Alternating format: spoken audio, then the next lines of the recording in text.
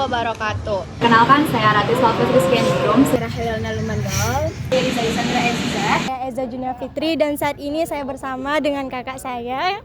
Perkenalkan, nama saya Febrina Wandari dari jurusan Kimia angkatan 2023. Oke, baik nih Kak, kami ada sedikit pertanyaan untuk Kakak. Jadi pertanyaan gini Kak, apa faktor utama yang menyebabkan munculnya sifat intoleran? Faktor utama yang menyebabkan sikap intoleran yaitu ketidaktahuan dan kurangnya pendidikan. Terus yang kedua ada dampak lingkungan sosial. Terus yang ketiga itu ada fanatisme dan pemahaman agama yang sempit. Yang keempat itu ada ketidakadilan sosial dan ekonomi. Yang terakhir itu adalah politisasi identitas. Oke, jadi itu dia jawaban dari kakak kami. Makasih ya Kak Ula. Sebelumnya perkenalkan, nama saya Ditya Nang Maulana dari S1 Teknik Mesin Angkatan 22. Oke, saya izin bertanya, menurut Abang, bagaimana strategi yang ampuh dalam menghadapi terorisme? Kalau menurut saya, strategi yang ampuh untuk menghadapi terorisme yaitu menanamkan pendidikan moral dari mulai umur usia dini. Mulai dari TK, SD, SMP hingga SMA, itu harus ditanamkan ilmu-ilmu nilai kemoralan, pendidikan kewarganegaraan, dan lain-lainnya. Sehingga hal-hal tersebut tertanam di dalam diri dan tidak menimbulkan rasa-rasa terorisme hingga merugikan masyarakat sekitar. Baik, terima kasih banyak Bang. Perkenalkan, nama saya Rahmat Fatih Diansyah dari D3B Teknik Sipil.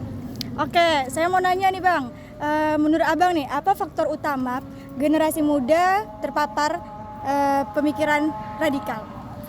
Mungkin pertama karena kurangnya mereka berteman terhadap orang-orang yang berbeda terhadap mereka, sehingga karena tidak terlalu sering berteman dengan seagama atau sesuku, sehingga menganggap bahwa orang-orang di luar suku lain itu tidak sama dengan mereka, bahkan lebih rendah.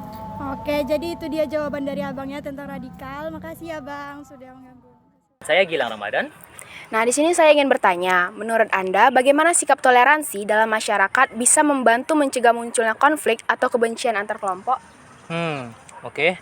Menurut saya, sikap toleransi itu adalah sangat penting karena sikap ini bisa membuat kita memiliki sikap menghargai diri sendiri dan juga orang lain.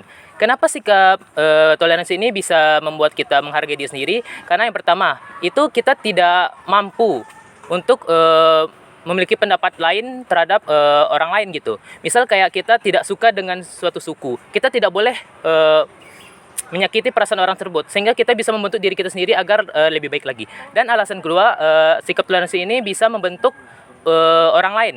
Karena jika kita tidak menyukai suatu suku atau agama atau ras, itu kita tidak mau untuk menyakiti perasaan orang lain, sehingga kita bisa menjalin kebersamaan antar sesama. Salah satu contoh kasusnya itu kayak misal, jika konteksnya dalam agama ya, jika agama Islam lagi beribadah di masjid, dan agama lain kayak mengganggu atau rusuh, itu sebaiknya tidak dilakukan karena untuk menghargai kepercayaan dari agama Islam, dan begitu juga dengan sebaliknya. Sekian, terima kasih. Sekian dari kami, terima kasih. Baik, saya saat ini sedang bersama narasumber selanjutnya dengan kakak siapa? Satya Amalia Fadilah. Izin mewawancarai ya Kak? Ya. Pertanyaannya, menurut kakak, apa strategi yang efektif untuk mencegah penyebaran radikalisme yang ada di masyarakat? Oke, untuk pencegahan radikalisme menurut saya sendiri adalah pemahaman atau edukasi di tingkat masyarakat, yang mana pemahaman ideologi yang baik tentunya akan mencegah hal-hal radikal berkembang di masyarakat. Lalu pentingnya partisipasi dari pemerintah untuk mendukung program-program yang tentunya dapat meningkatkan kesadaran publik. Lalu adanya penegakan hukum yang tegas untuk bagi orang-orang yang melakukan tindak radikal tersebut. Itu saja Kak? Iya. Baik, terima kasih banyak jawabannya Kak. Dan bersama Farah Aisyah Salsabila. Baiklah Kak Farah, saya izin wawancara. Menurut Kakak, melihat peran media dalam menyebarkan atau menangkal paham radikal itu bagaimana? Yang pertama, menyebarkan informasi positif. Yang kedua, kita sebagai generasi muda tentunya lebih bijak lagi dalam bersosial media dengan cara menyaring-nyaring konten TikTok yang sedang ada yang berhubungan dengan radikalisme. Dan yang ketiga itu adalah memberdayakan peran pelajar dan mahasiswa yang seharusnya lebih bijak lagi dalam mengelola konten-konten atau postingan-postingan yang ada di sosial media. Sekian dan terima kasih. Baik, sekian jawaban dari Kak Farah. Terima kasih banyak Kak Farah. Nama saya Muhammad Fadil Hakim dari jurusan Kimia FMIPA Undri. Oke, sore ini gimana kabarnya Bang? Alhamdulillah baik. Saya udah pertanyaan dikit nih Bang tentang radikalisme. Jadi pertanyaan gini Bang, gimana menurut Abang pengaruh kebijakan pemerintah terhadap munculnya radikalisme? Oke, kalau pengaruh kebijakan pemerintah dalam munculnya radikalisme itu misalnya seperti keputusan politik ketika mengambil suatu kebijakan, di mana bisa terlalu mengkelompokkan atau terlalu mengarah ke suatu agama tertentu atau ke suatu suku tertentu ataupun budaya tertentu, yang dimana itu bisa mengecilkan ataupun mengucilkan kelompok-kelompok yang lain, baik itu agama, suku ataupun budaya, sehingga dari situlah bisa terjadinya suatu radikalisme. Lalu yang kedua itu politisasi agama dalam politik. Misalnya politik itu menggunakan agama sebagai alat politiknya untuk maju ke depan. Nah, itu bisa menyebabkan suatu radikalisme di mana dari agama-agama tertentu atau suku tertentu atau budaya tertentu merasa terkucilkan, seperti yang tadi saya bilang yang di awal, merasa terkucilkan ataupun benci dengan adanya politik agama, suku ataupun budaya, sehingga itulah yang terjadinya suatu radikalisme. Nah, itu kebijakan-kebijakan baik dari aparatur sipil maupun dari kebijakan pemerintah yang dapat memicu radikalisme. Nah, mungkin itu saja. Wah, bagus sekali jawaban dari abangnya. Perkenalkan, nama saya Ismet Azhari. Nah, saya ingin bertanya, bagaimana peran media sosial, baik tradisional maupun digital, dalam memengaruhi persepsi masyarakat terhadap terorisme dan upaya pencegahannya? Ya, menurut saya media maupun tradisional dan digital itu sangat-sangat mempengaruhi perspektif masyarakat tentang apapun itu sebenarnya, tidak hanya terorisme tapi tentang berbagai hal. Contohnya saja ketika kita ambil contoh seperti berita artis lah. Artis itu dikabarkan sedang dalam kondisi di mana rumah tangganya tidak baik-baik saja. Terus dikatakan bahwa si suami ini melakukan sebuah tindakan yang dianggap sebagai KDRT, padahal yang sebenarnya dia lakukan mungkin saja adalah suatu hal yang sebenarnya aman-aman saja, tapi di media ditunjukkan seperti itu, maka orang bisa dengan gampangnya percaya bahwa memang itulah yang terjadi. Sama seperti halnya dengan terorisme. Jika diberitakan atau disampaikan kepada halayak ramai bahwa hal tersebut baik atau buruknya, maka itu juga akan mempengaruhi masyarakat itu sendiri. Karena informasi terutama yang disebarkan oleh media cenderung memiliki efek yang lumayan efektif terhadap perspektif masyarakat dalam melihat sebuah hal gitu loh. Nah, kalau ditanyakan bagaimana upayanya, lebih ke arah diri sendiri. Bagaimana kita pandai memilah informasi yang kita terima, apakah itu patut dipercaya atau tidak gitu loh. Makanya di zaman sekarang banyak seperti tindak lanjut hoax dan sebagainya, agar dihindari ya, agar tidak terjadi kesalahan informasi yang diterima. Seperti itu contohnya. Tiara Febiola. Izin mewawancari ya Kak? Iya.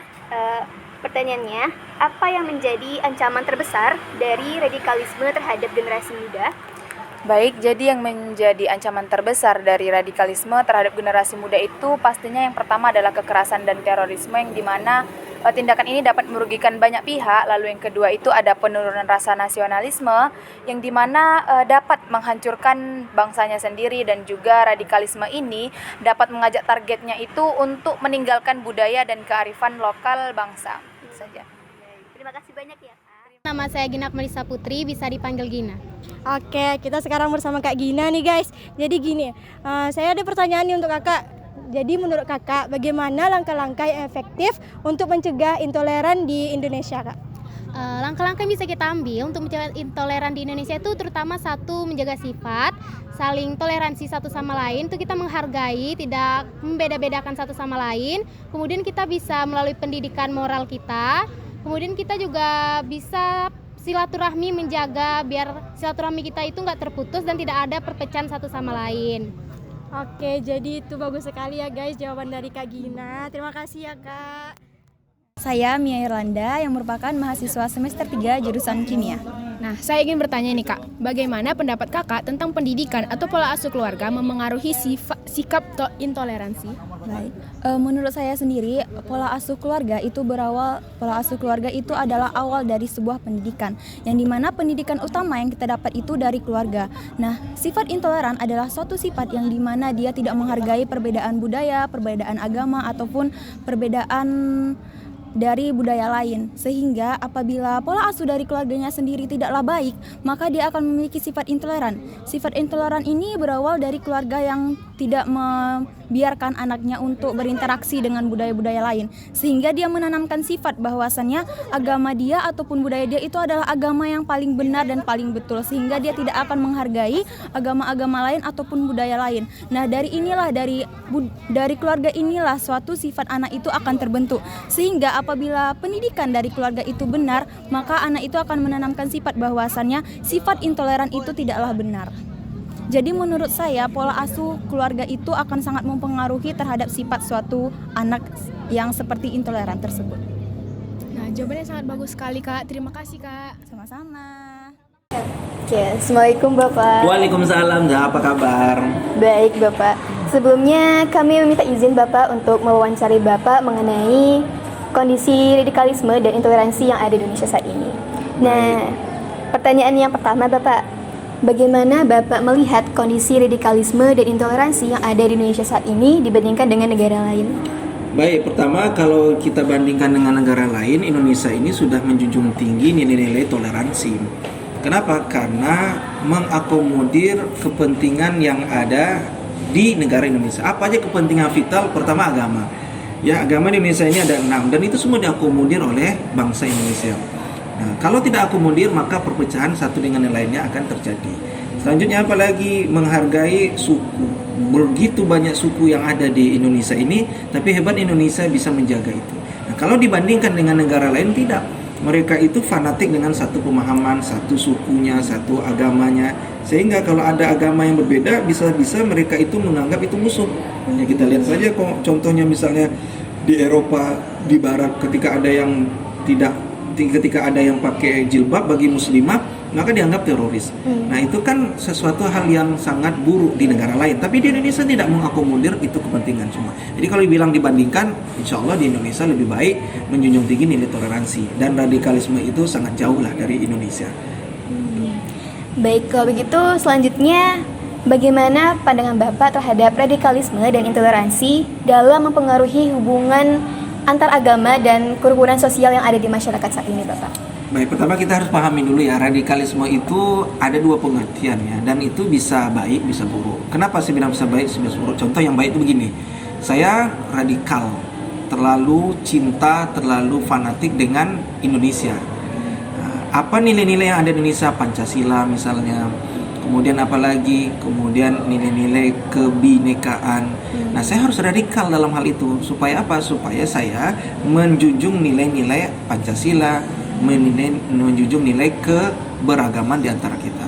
Nah, ini sebenarnya baik, tapi kadang di tengah masyarakat sudah mulai pudar masuk kategori radikalisme yang negatif. Apa dia? Menganggap pemahaman dia yang paling benar, menganggap orang lain itu salah, sehingga kalau mereka tidak sepaham dengan kita, maka dia ahli neraka, masuk neraka. Nah, kalau masuk neraka, kalau dibunuh, halal darahnya. Nah, ini yang salah di tengah masyarakat.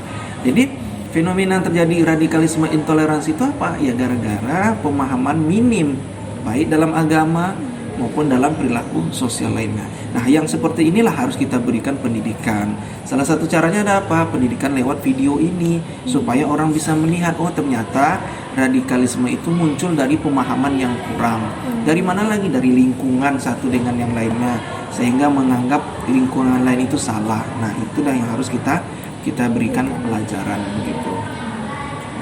Baik, mungkin itu saja pertanyaan yang bisa saya tanyakan Bapak. Baik. Terima kasih banyak Bapak atas Sama-sama. waktunya. Terima kasih banyak atas jawabannya Bapak. Assalamualaikum Bapak. Perkenalkan, nama saya Gavin Ardani Rizkullah dari Kimia Angkatan 24. Baik, saya izin bertanya. Menurut Gavin, Apa dampak radikalisme terhadap hubungan antar agama atau antar budaya?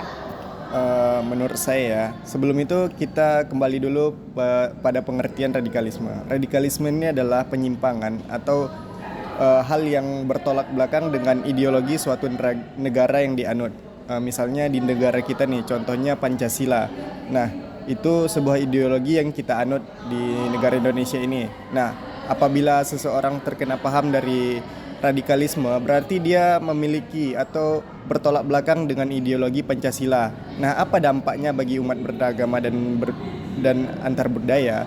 Pertama, untuk antar beragama, mungkin ini akan menyebabkan timbulnya intoleransi terhadap kaum umat beragama yang lainnya. Seperti misalnya dari agama yang satu ke agama yang lain itu memiliki toleransi yang rendah. Terus juga memiliki radikalisme ini memiliki dampak yang cukup besar apabila terjadi pada masyarakat yang terkena dampaknya. Contohnya itu terorisme. Radikalisme ini sebuah paham kiri.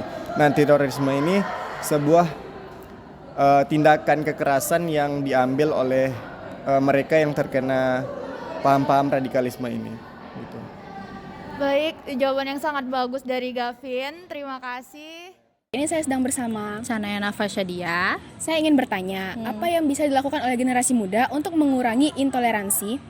Menurut aku tuh memahami keberagaman masing-masing ya, sama memiliki pemikiran terbuka. Karena kan semua orang tuh nggak punya memiliki sifat yang sama, unik ya pastinya. Terus pasti kayak agama juga pasti nggak sama, atau suku, ras atau gimana.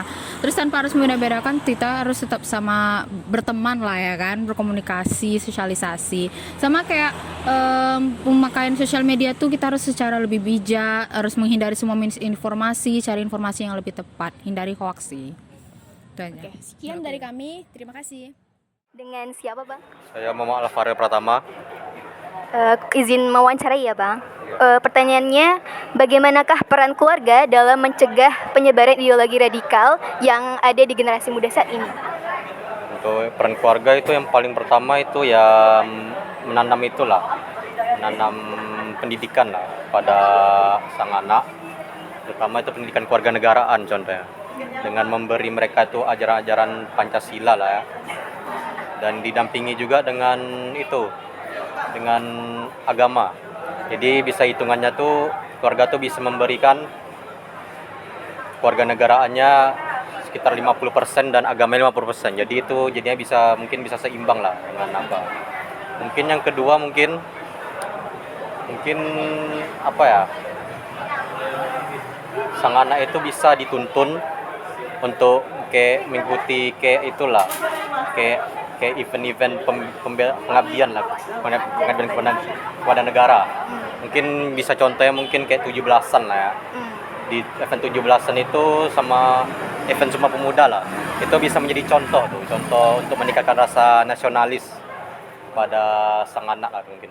Mungkin itu saja lah yang bisa saya sampaikan. Terima kasih banyak atas jawabannya. Baiklah, sekarang saya bersama narasumber selanjutnya dengan Kakak Ninda. Baik Kakak Ninda, saya izin wawancara. Menurut Kakak, bagaimana globalisasi bisa mempengaruhi penyebaran radikalisme? Oke. Menurut aku sendiri namanya globalisasi itu kan kayak kemajuan teknologi dan lain sebagainya ya kan.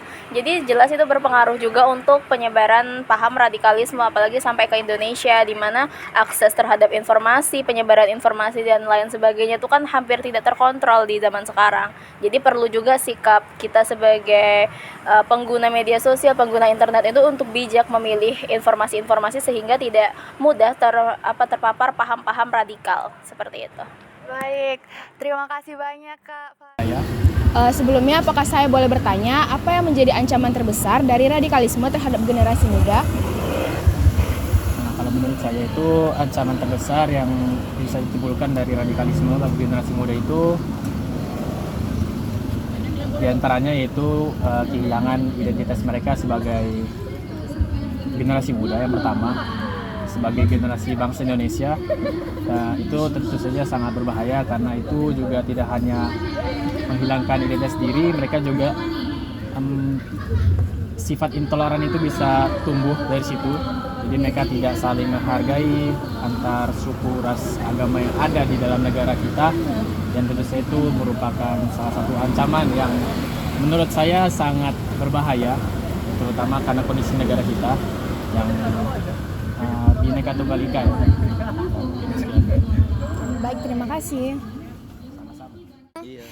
Izin, kalau boleh tahu nama Abang siapa nih? Nama saya Lokman Rizal dari Prodi S1 Kimia. Baiklah, kali ini kita akan bertanya-tanya sama Bang Alok. Menurut Abang, apa peran pendidikan dalam menghadapi intoleran? Dalam menghadapi intoleran ya, seperti dalam pendidikan berperan dalam membuat para mahasiswa ataupun siswa-siswanya untuk berpikir kritis ke depannya, sehingga mereka tidak mudah terprovokasi ataupun mudah terpengaruh oleh sifat-sifat intoleran yang bertebaran di lingkungan sekarang. Terlebih di zaman sekarang, di Gen Z ini, berita ataupun info-info mudah bertebaran melalui sosial media, bahkan dari telinga ke telinga juga. Jadi dengan adanya pendidikan, kita bisa meminimalisir, bahkan jika berketerusan, dapat mengurangi dan menghilangkan dari sifat intoleran tersebut untuk bangsa kita ini. Baik, terima kasih banyak Bang Alok. Baiklah, sekian dari siapa Bang? Saya Muhammad Toha. Izin mewawancarai ya Bang. Pertanyaannya, apakah ada hubungan antara intoleransi dengan munculnya tindakan terorisme? Ada hubungannya. Bisa saja hubungan pertama itu karena mereka itu menggunakan kekerasan sebagai solusi untuk perdamaian. Jadi mereka itu meyakinkan orang lain kalau kekerasan itu adalah jalan untuk mencari kedamaian. Nah, kalau yang kedua itu bisa saja karena ideologi dari terorisme itu sendiri. Jadi ideologi mereka itu berbeda sendiri. Anggapannya mereka menganggap kalau tentang pendapat orang itu benar, sedangkan pendapat orang lain salah. Itu yang menyebabkan terorisme itu terjadi. Begitu benar saya. Baik, terima kasih banyak ya Bang. Apa sih pesan dan kesan Abang untuk generasi muda dalam menghadapi ancaman radikalisme? Kalau dari saya, pesan dan kesan saya bagi generasi muda itu adalah yang pertama, seperti biasa kita harus memperkuat kembali nilai-nilai ideologi Pancasila yang kita pahami agar kita tidak mudah terpapar oleh ancaman-ancaman radikalisme. Karena sejatinya sendiri radikalisme itu berasal dari ideologi-ideologi yang bertentangan dari Pancasila. Apabila kita memahami Pancasila dengan baik, maka besar harapannya kita untuk tidak terkontaminasi oleh paparan-paparan radikalisme. Kemudian berikutnya adalah kita harus menjaga pergaulan dari kita. Kita harus memfilter pergaulan mana yang kita masuki. Usahakanlah pergaulan-pergaulan yang positif yang kita masuki. Tidak ada bau-bau kejahatan atau bau-bau keanehan di dalam pergaulan yang kita masuki, agar kita terhindar dari radikalisme. Kemudian yang terakhir itu adalah memperkuat iman dan takwa dari masing-masing pribadinya. Karena seringkali radikalisme ini dicampuri dengan bumbu-bumbu agama agar mudah dimasuki kepada generasi muda yang masih mencari jati dirinya. Maka dari itu saya meminta kepada para generasi muda untuk memperkuat iman dan takwanya agar tidak salah paham mengenai agama yang dianut dan tidak terpapar oleh radikalisme. Mungkin itu saja dari saya.